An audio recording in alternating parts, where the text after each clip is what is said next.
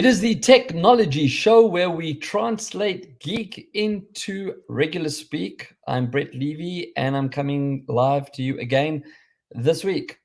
So I have a very exciting show. I don't know if anyone saw the tease online. I put a couple of teasers up. We have I can say a friend of the show, but I can say an original co-host of the show when we put the show together 4, 5 odd years ago. And just a friend generally, even in the real world as well. So let's bring him into studio. Hello, Mr. Sternberg. Hello. Hello. So for those of you that are listening as opposed to watching, we got the double-handed raised hello sign there. Aryeh, good to have you on the show, mate. It's been a while since we've done something together. It has. I think the physical and virtual distance has put us in different parts of the interwebs and the real webs. But it's great to be here, and as always, you're looking fantastic. Oh man, thank you. That's so nice of you.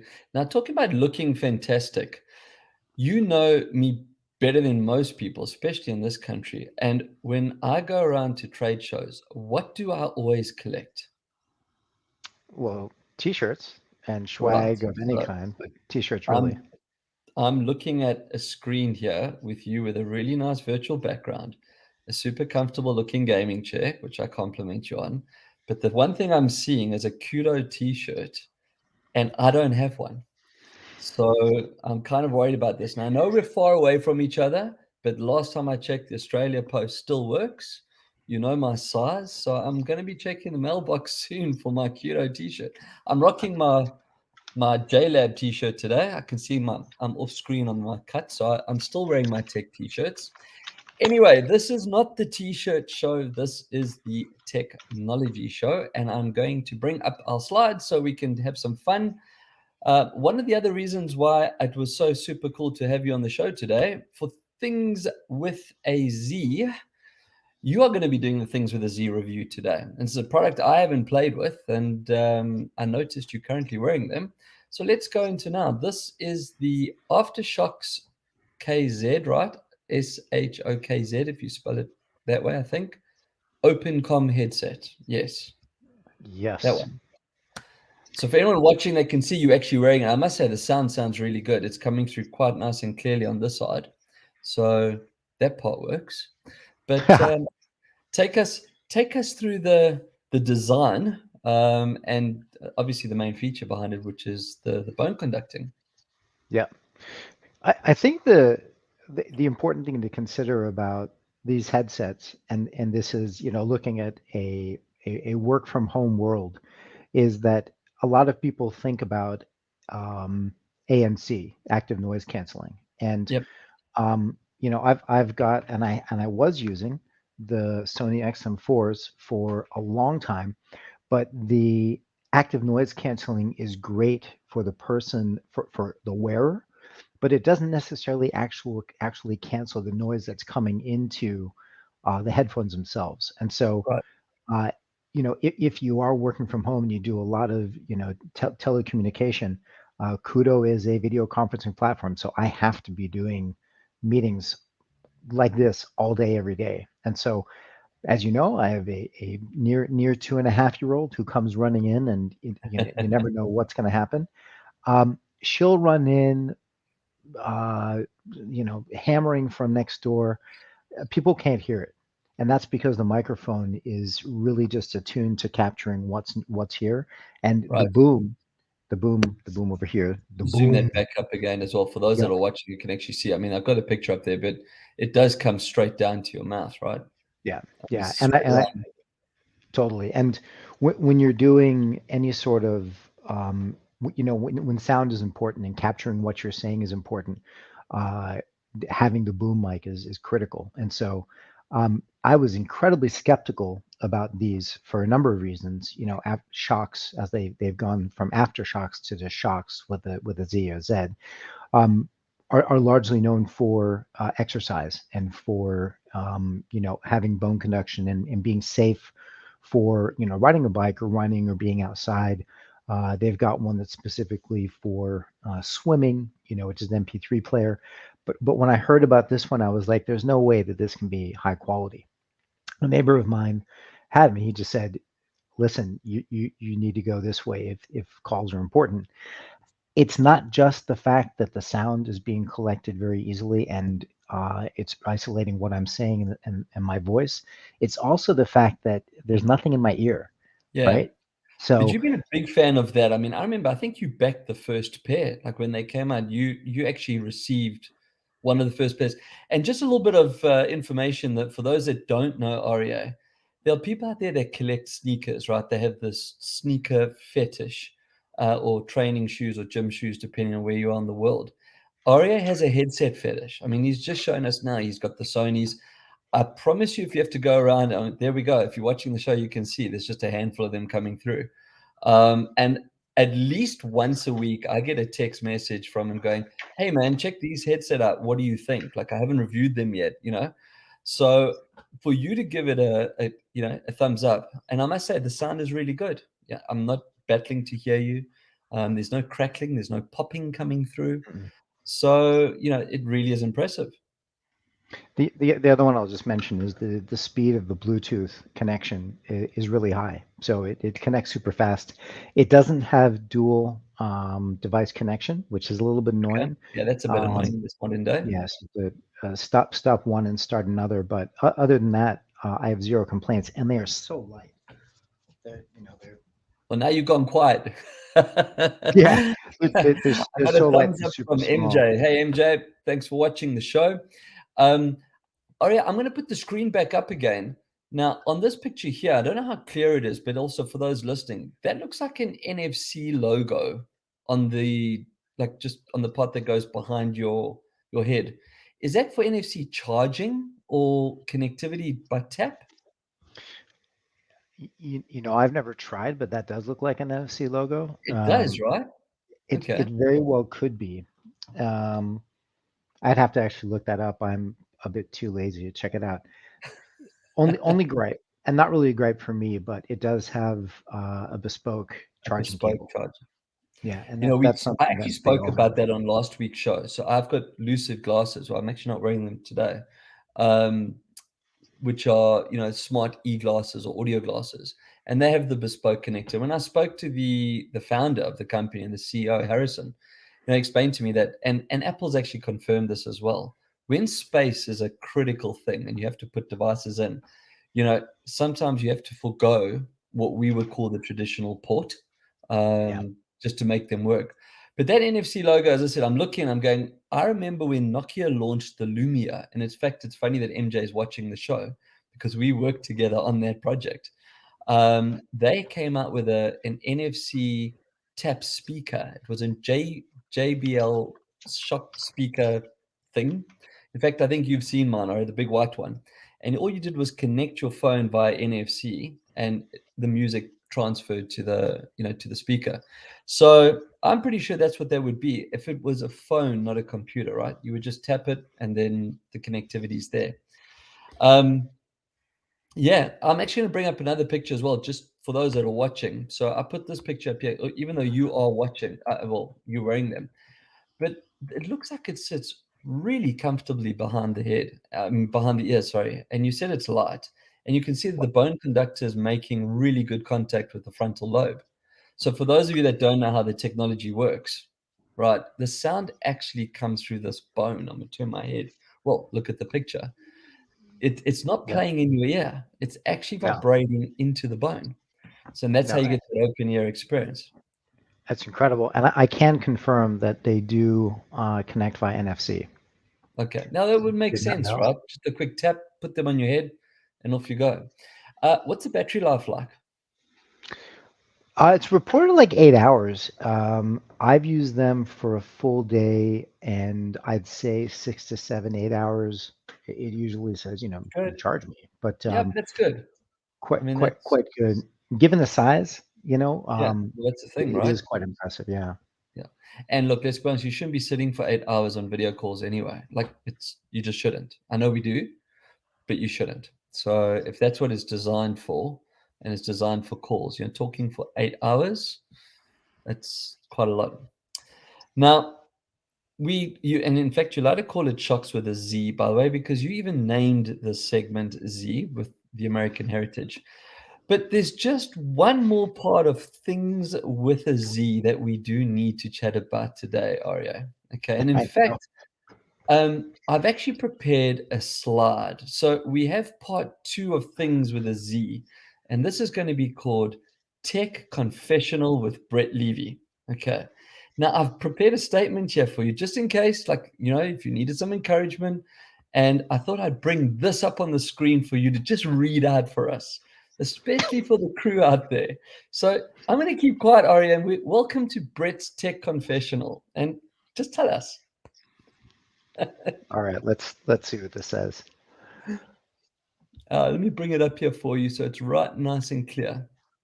There we go. How's that? My name is Aryeh, and I am an iPhone user. It's been 20 days since ditching my Android device. It, Woohoo! it is true. Now, I do have my Android device here, right in You're front allowed of to me. have your Android device. So, I have yeah, mine floating around here. yeah. So I just for the listeners, right? Ari and I have been friends now for 6 years. And from day dot, and that was where we did the A and B split test. He's Microsoft MacBook. He's Android iPhone. And there's been many shows and many beatings passed and shared between the two of us over the years, mainly aimed at me and my iPhone and my Apple Watch. Now, there was just one more part of this confession as well, right? I actually should have put that in as well. Can you raise your left wrist up to the screen as well? Wow, look at that sexy device. That is an Apple Watch, people. So, Aryeh, welcome to the dark side, my friend. And tell us, what made you do the move? Uh, 2.5 years of using an Android flagship, seeing the battery wilt, seeing the camera stop focusing, Samsung Note 20 Ultra, um, and really just having conversations with the likes of the amazing, incredible Roger Lawrence and others. Apple truly does put a focus on the hardware and not launching something that isn't going to be the highest end that's out there, and you're paying for it, in the price tag. From a hardware perspective, it is super solid. It does everything it can do. Um, from a software perspective, it's iOS, and so it's built for as many people as possible to use. Whereas Android is not the same flavor on every phone. There are levels of customization that depending which device you have and which software layers are on it, can enable some really cool stuff. But I just, looking at the announcements, what's happening in the AR, VR space and XR space, and um, the fact that I will admit also that I am just pretty much had it with Windows. Um, I just, I just need Perfect something that storm. can work. Well, I have to It's stop all you for a coming out. second. There's been comments coming through, which is so nice. This is a really engaged show. So I've got, well, first up, how do I turn off the live captions? That's on LinkedIn. I don't know offhand. I think it's one of the default settings of the videos for accessibility. I can try find that out. Someone confirmed it is an FC logo, and Aria, you did as well. Thank you. There's one yet. Any port in a storm. I'm not quite sure what that means. And it's the light side. Android is the dark. So that comment I love as well. Now, Aria, thank you on Tech Confessional. This was the first time I've done it.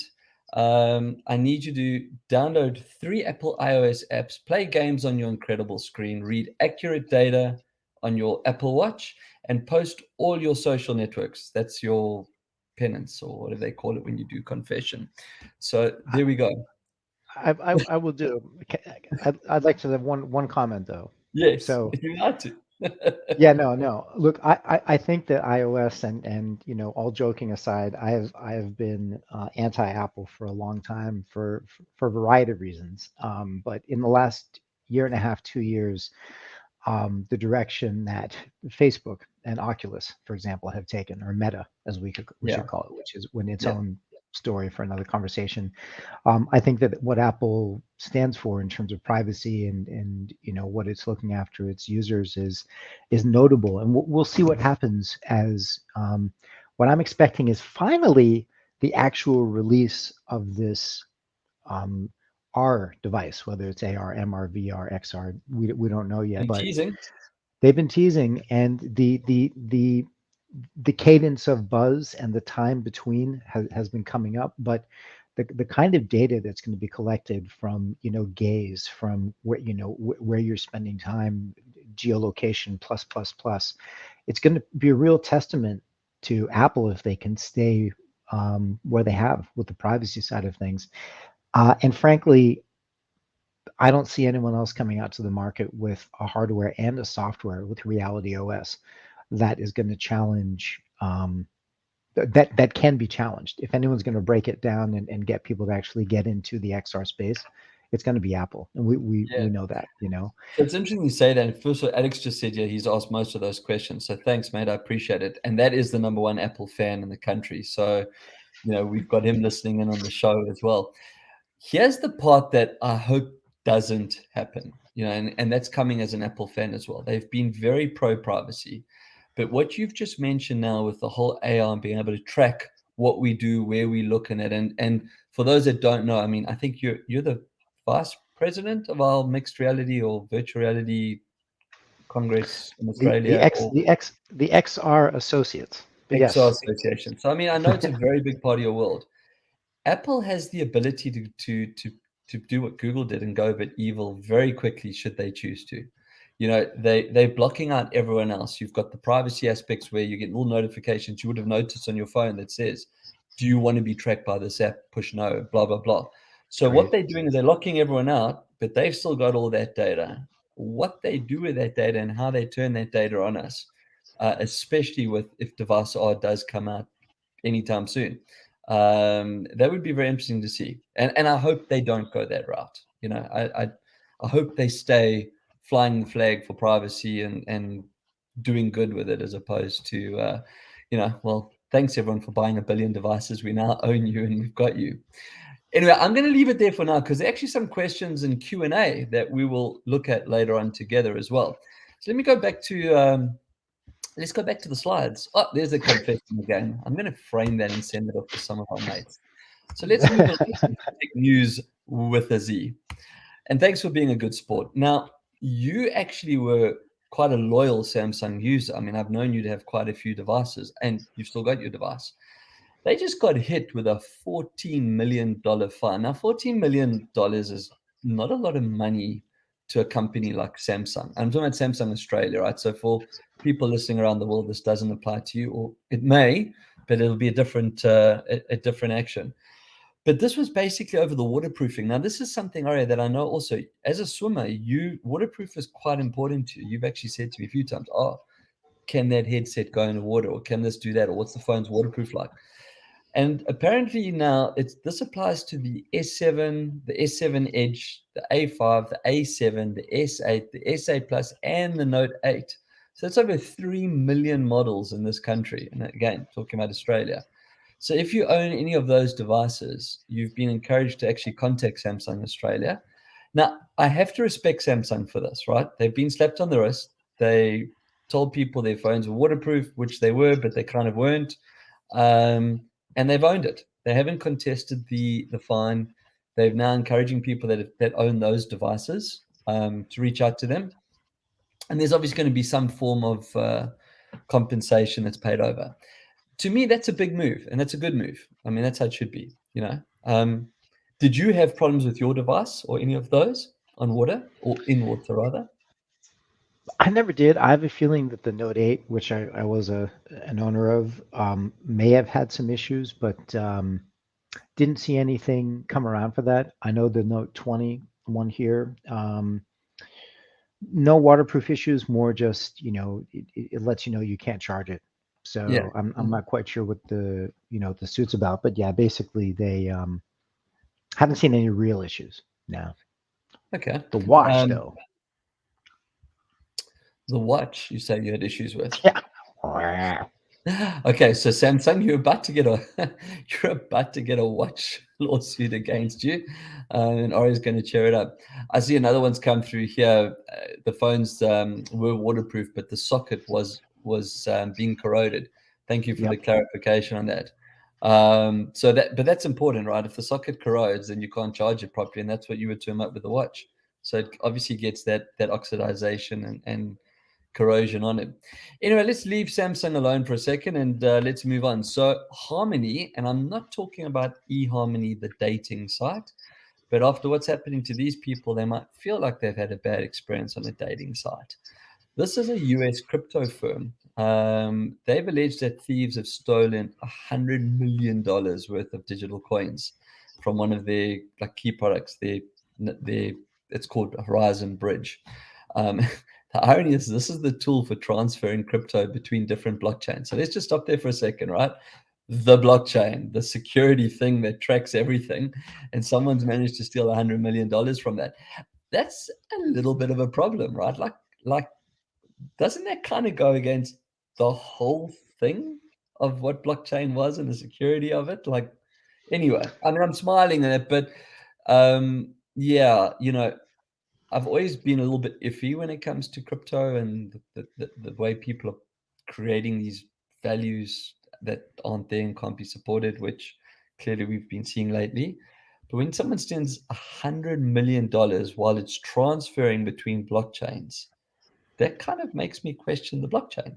Like, I don't think enough people understand what the blockchain is and exactly what it does. I mean, every time a transaction happens, it's recorded in an immutable ways so that that transaction can't happen again, right? yeah. But in So terms of this $100 million worth can't ever happen again either. no, but I mean, like if you're transferring, it's like I forgot my um, whatever those the 10 random words, so you can't get your account back. Like Yeah, you can't get it back. It's yeah, gone. Or if yeah. someone like takes that sticky note off your desk and walks away, you got a real problem, right? Like that's, where do you put those things? Well, you're going to save it on a file on your Has computer that somewhere. happened to you? Do you remember the old days when we used to put our username and passwords on sticky notes? Like when we weren't so concerned about privacy. I was like, oh shit, I can't log in because I can't find the sticky note. Totally. Uh, people have, I have, and I don't use it as I should, but like I've got like, a 50 gig USB or 64 gig USB on my keychain. Yeah. The intention is to store documents I don't want to give anyone access to. Do I actually use it? No. So Yeah, you need to right. get one of these. Now that you're an iPhone user, this one goes like that on the Yeah. iOS with its own software. So if you on the go, especially with the little one, you can put your movies on here, put them in, and off you go. So, Ah. but yes, we should be backing up, and I mean, I speak about backing up all the time. I'm gonna stay with crypto for a second here, and this is an interesting one, right? So you know, during COVID and probably even before COVID, mining was huge and people would be making money and blah, blah, blah.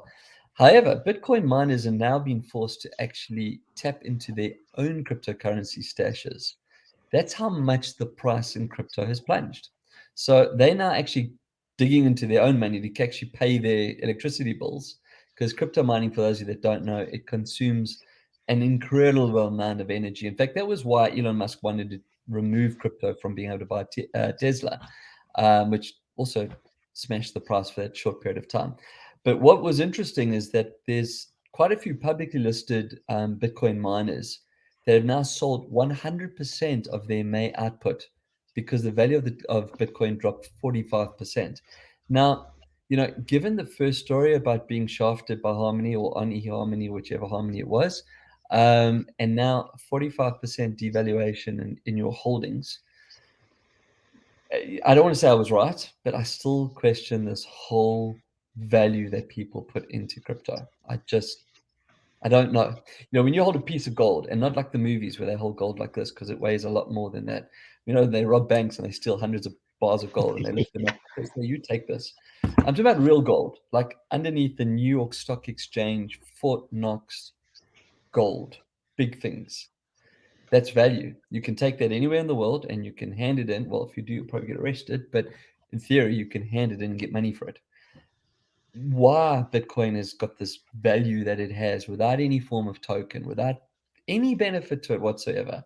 And clearly, it's not that great when you can steal 100 million of them. I'm not sure.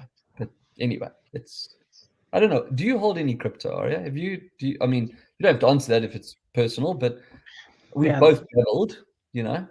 No, I was gifted, not gifted. I was paid in some Ethereum, um, 4 year, three something years ago, because the group was, they were trying to launch their own cryptocurrency, and they didn't have cash because they were a startup. So they were like, well, we'll give you some Ethereum. So they gave me three or four Ethereum, and they were $300 at the time, and I was like, whatever. Yeah.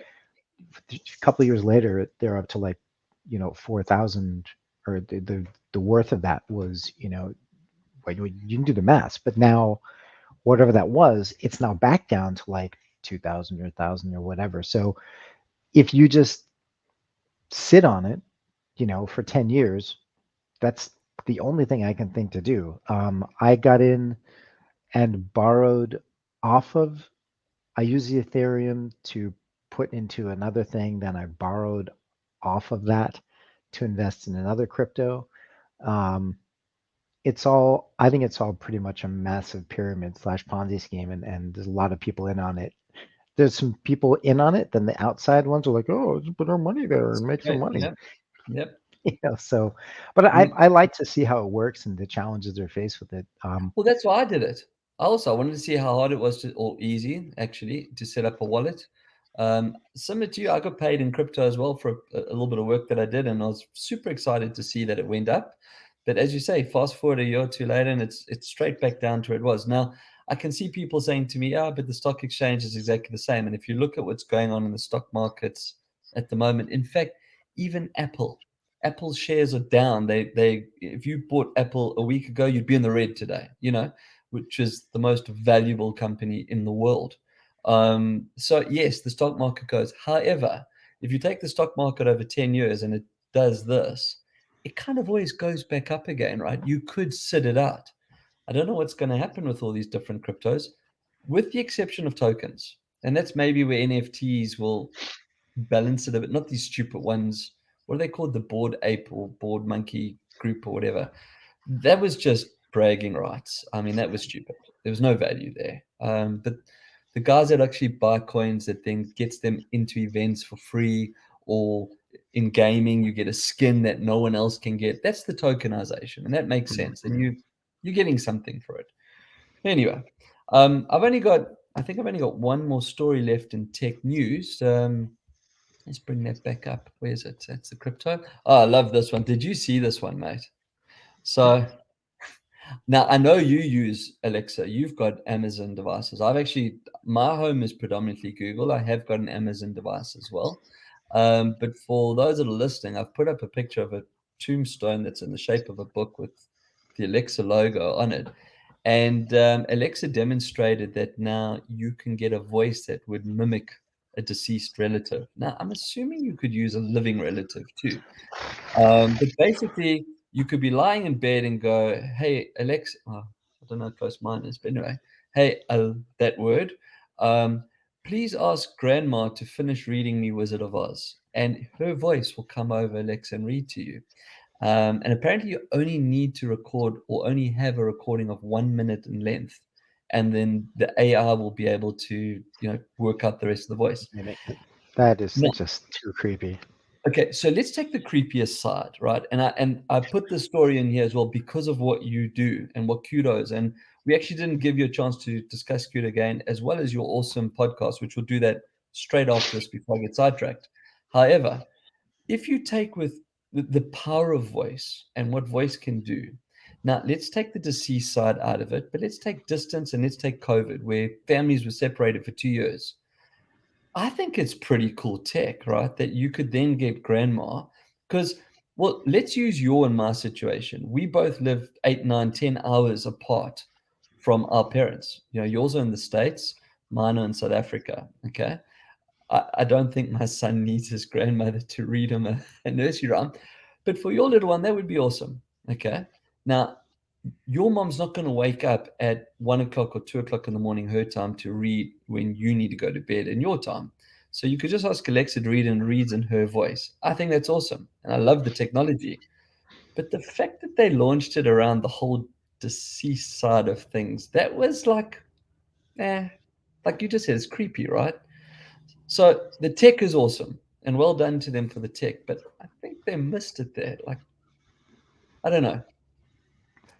Yeah, that's a note to the marketing team. I mean, if you have a childhood hero and be able to have Tom Cruise tell you a story, or well, I don't know, I just said Tom Cruise, but I I suppose was he's about to he's say, now. what would you want Tom Cruise in your home for? Next minute, you'll all be Scientologists.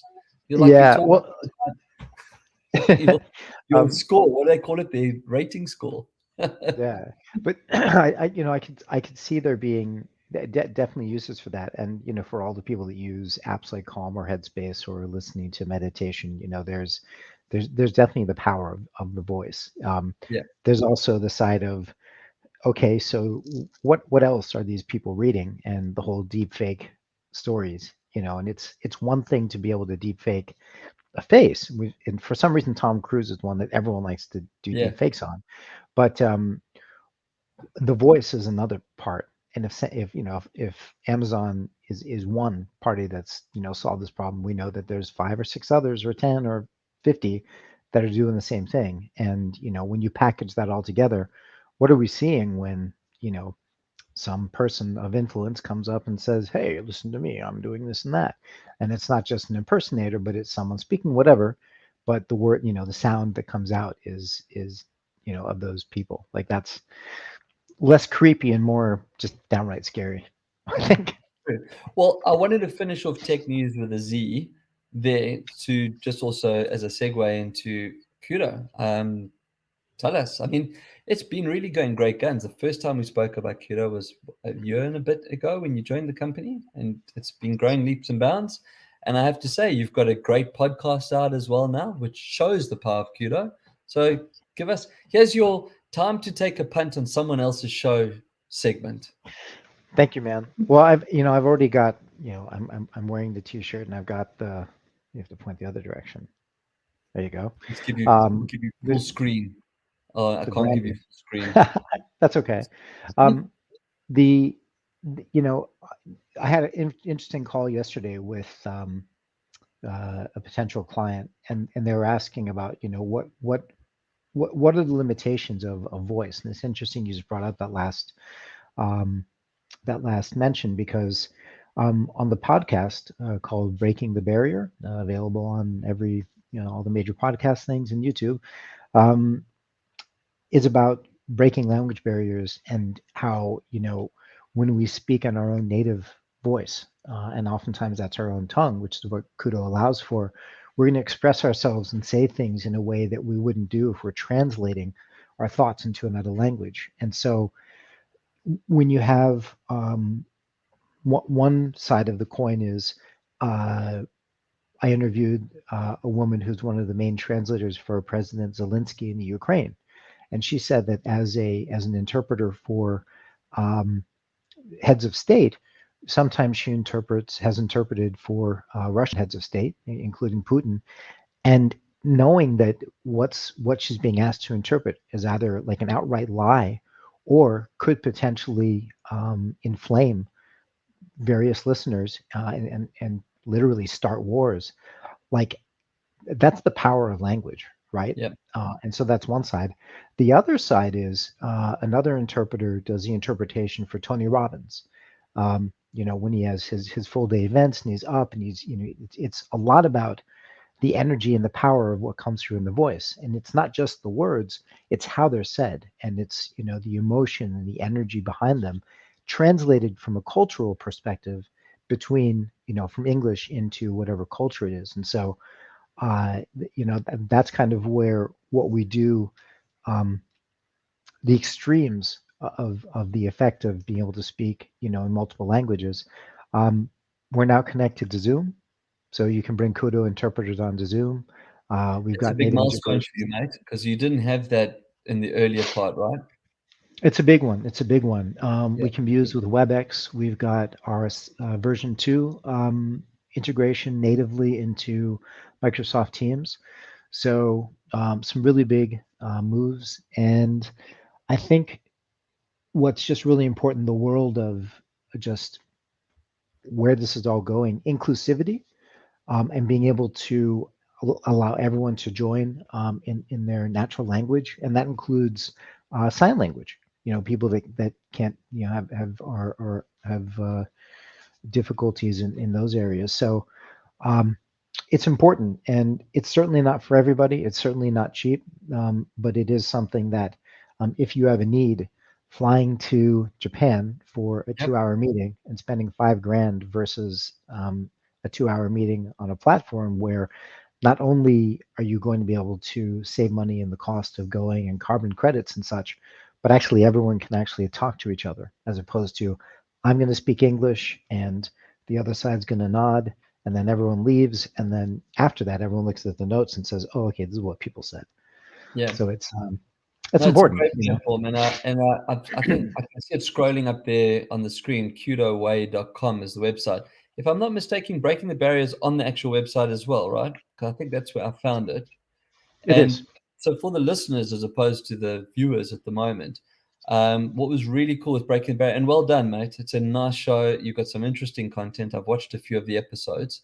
But what I Thank you. really like about the fact is that you're talking to someone, it shows the power of how it's being interpreted, sorry, in real time. But there were little tabs that I could choose additional languages.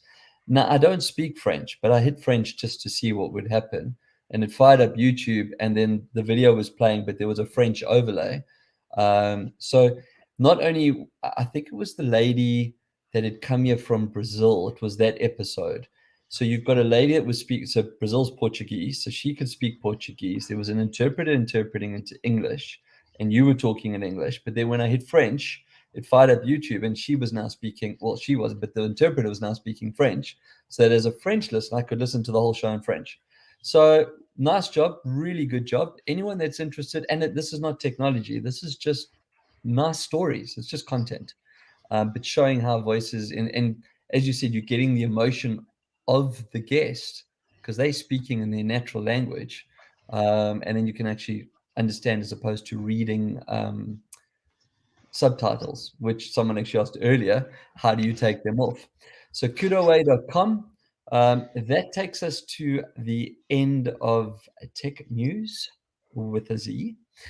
And that brings me into a segment that, Aryeh, I don't know if you know about. I don't know if you've been on the show when I've done Are You Game, but now that you're a part of the tribe and you have an Apple iPhone, um, each week I review a new game. It's just an excuse to actually play games and not get into trouble for it. If anyone says to me, "Are you sitting there playing games?" I can say, "Yes," but it's research. So, Monument Valley 2 is the game that I did or played this week. Now, this has to be hands down one of the most beautiful games I've played. And it's not the first time I've played it. I've played one and I've played two. In fact, one is a game that I actually bought. Now, I get a lot of games for free. I get a lot of codes for free where I can review apps. So that when I tell you that I actually bought a game, then you've got to know it was a great game. Now, I have Apple Arcade. Aryeh, now that you're an iPhone user, you can investigate Apple Arcade as well. And Monument Valley 2 Plus is part of Apple Arcade. So I played it again. And what the plus is, there's just 4 extra levels.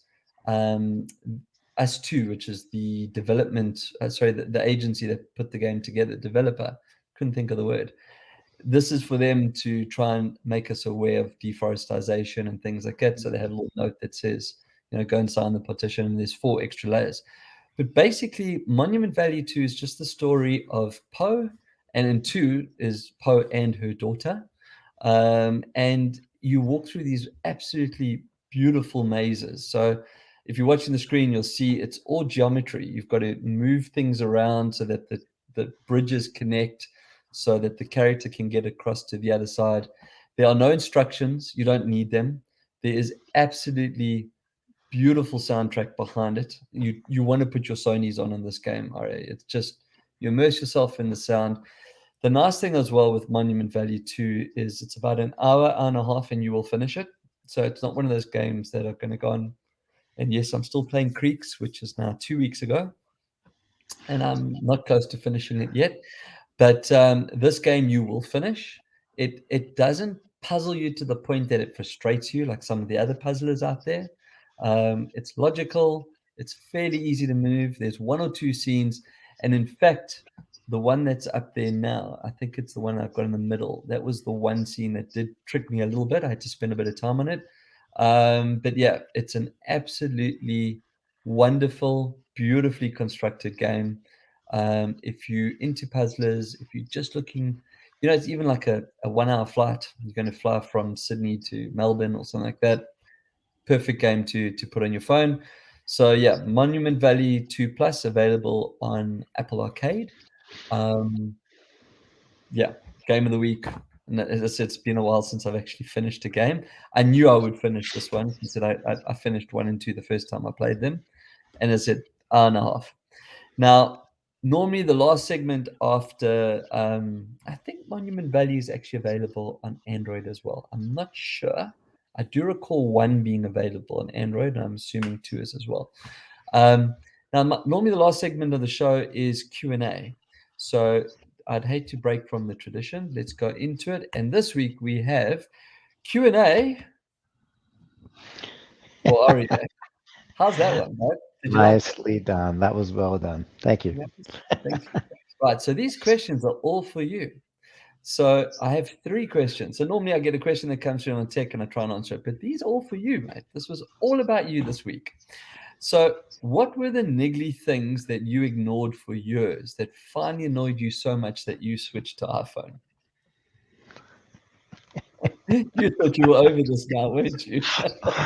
Oh man. I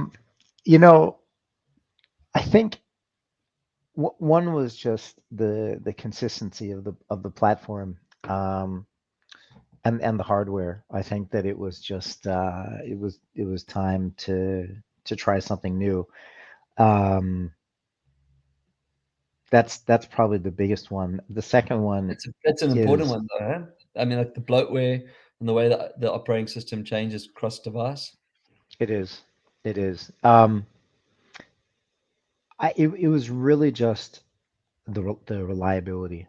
Yeah. I had tested and gotten my wife Marcia an iPhone 11 and played around with hers and just kind of watched and seen how she used it and just how it held up over probably about 6 months or so, and it just did very well. And just as a piece of kit, it's just quite solid. Not I think Samsung has come a long way. That battery just really that bothered me. And I'm still learning iOS and how to get around in some Well, that areas. I brings us to the feel second question. And on that note, I'm happy to answer any of your questions. So the second question is, what things do you think you can't or can no longer do now that you're on an iPhone? Now, that's quite a good question because, the person that asked this question may not know that you're on a Note, which obviously the stylus is an important part of the Note, right? Which we've got Apple Pencil, but no one's going to walk around carrying an Apple Pencil on an iPhone. Although you got the Pro Max, so you got a pretty big screen, so you could. it But it it, it what do you no longer do or think that you no longer can do now that you're on an iPhone? so one is if you can see you You'd have to can't put in see front of your face because you've got a there virtual you go, screen. There we go. Yep. the fingerprint. So being able to get in by a fingerprint. The second one is But you've um, got Face ID though set up, right? I do. The second one is this, and this is It's a nice this is widget. unique to the Note. Yeah, but it's basically on every Note. And what it enables is the third one, which is split screen. Mm-hmm. And that split screen being able to move it up and down and basically take almost any two apps, have them be split screen and not just 50-50, but actually moving up and down. So you can have a YouTube Yep. video at the top and pretty much 2/3 of the screen or 3/4 for productivity. So from a productivity perspective, that's definitely one of them. The second one, it's great to be able to take a screenshot and being able to take a snapshot and pull out the note and then scribble on it and or take a picture of something. You And can do that now on an iPhone. You can scribble on it, not with your stylus. Well, you can with an Apple Pencil, but you can do that as well. But again, I have to agree the note makes more sense from that point of view. The stylus makes more sense from that point of view. doesn't Um, does the Apple Pencil work on this? on an iPhone, yeah. Okay, because that would be Just be something careful. I'd. You've got to get from mine. You've got to get Apple Pencil 2, not Apple Pencil 1, because there were two versions, and the one only worked with the first iPads and early phones, and the other one only worked. So just check that first. There's also third party. I don't have my iPad floating around here, but I've got a Zagg cover with a keyboard, and it's got a Zagg stylus, and that works on my devices as well. So you Yeah. will, the answer is yes, but just check carefully which one you buy. Otherwise, and you know what? You don't need to buy Apple accessories. You go online and you'll find third-party accessories that do the job just as well. Might even be smaller. Um, Where is it? The just widgets, just yeah, widget and layout and stuff. Apple's not as good as Android as a whole in the widget space. Yeah. I think iOS 16 will address most of that for you, Aryeh. That comes out now, soon, 2 months, Yep. 3 months. Honestly, if you had asked me that 3 years ago, I'd have a very different comment. I think that as a productivity device, the Note is you know where I stand on that. It's Yeah. it's No, hands no, I down agree. where it is. And I agree, And now that you're an But Apple owner, just by the way, for anyone that's only just tuned in now, Aryeh Sternberg is an iPhone user. But now that you are an iPhone user, you automatically get that amazing ability that we have, where we accept Android and we embrace Android for what it is and what it can do. But at the end of the night, we still go to bed with an iPhone next to our beds, which is awesome. yeah, I have to agree with you, and I love the Note. I had a Samsung Note as well, and in all my years and all the people I've ever been exposed to, I've never ever seen anyone use the Note the way you did. I mean, you were on that thing all day long, so that has to be a big shift for you, I'm sure. But you will be able to solve that. And I think working from home probably makes a difference for you as well, right? You're not running around. You've got your machine in front of who you. I mean, I've got some friends that take notes in, and I do have an analog notebook here, and I do take notes sometimes, but it doesn't make sense. Yeah. It's just I've got two screens here. I've got places where notes are just in front of my face. This apparently I have to stand up. This is Me answer too. the question number one. Um, an Android, app was it Apple Apple Wear, Watch versus Apple Watch Apple Watch. versus Yeah. Android Wear. Yeah. No I question. have said that to you for years, right? And unfortunately, you've had to have an iPhone to get the benefit of an Apple Watch. Yeah, But now that you've got it, you can see your metrics, your data, your interface. There's nothing on the market to come close. And that's not yeah, even a fanboy. That's just you've seen that firsthand yourself. When you own one of those, and I know you use the metrics and the data in your watch. The last question I have for you is, have you noticed any apps that are actually better on iPhone than on Android? I'm talking about obviously the same app, the apps that you've brought across. Have you noticed how they perform better or look better or no, not really? so annoyingly, there is one app um, in the exercise space that is completely different on the Android versus the iPhone. Oh, really? And the Android, it's an exercise app. Like on the iPhone, it's a completely different app. Better or And worse? they went from a free model to freemium, where if you want, they're pushing having a personal trainer, and you can choose from like 4 different personas to come in and pre-recorded videos and all this kind of stuff. And the Android app was literally just screenshots with pictures of 6 different exercises, and that's what I wanted. I didn't need videos to show me how to do it, and all this kind of fancy stuff. I think that for professional, for apps that are produced by medium to large corporations, they're produced for the iPhone, with all the schmick and polish on it. Then they bring it over to Android, and it's iPhone has to fit a screen, or an iPad and Android and an iPhone, versus the Android where you've got tall, wide, fat, slim. I mean, the Microsoft Duo, I'm still looking at and still thinking, gosh, could I get this and do something with it? I must say that's an interesting form factor, and I'm not a Windows user, but what they've done with that in the sense, and if the power of a what do you call yours, the Surface, is actually going to be in there, it is an interesting device. And I think the people that are going to suffer the most for that will be Samsung, right, with their Fold, with the Z Fold and the S Fold, because that's always been my bugbear with the iPad, right? Is that it's not Mac OS, it's iPad OS, and all the people who defend it, it's rubbish.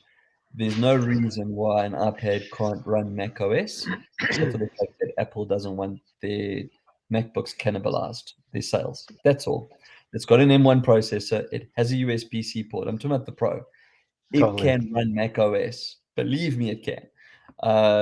But yeah, I get that. So that aside, I think that if you were in the Microsoft environment and weren't using a Samsung Fold and we're looking at it, I think the Duo is going to eat their lunch. If they can get it right. I mean, every foray into mobile, Microsoft has sucked. They destroyed Nokia with Windows Mobile 6 or whatever it was. But we'll see what happens there. Poor decisions. Dude, Very true. we're like at the end of it. We're at the hour. It's done. We've had our fun. We've had confession, which thank you for that. Very brave. There's definitely a few friends that you and I share in common that I cannot wait for them to see Technical Confession episode 1. Now we've got to work collectively on those friends and bring them across to the light side or dark side, whichever way it's going to be as well. But yeah, Aryeh, thank you. Again, Kudoway, KUDOWAY.com. It's a great product. There's an interesting podcast up there called Breaking the Barrier, or Break the Barrier. Break the Barrier. Yeah. Looking Thank you, forward to sir. having you back on the show again sometime soon. Proud. Quadlock. Check it. Australian company. Good stuff. Yep. Yeah. Awesome. Well, that's it. So until next time, keep your screens clean and your knobs shiny.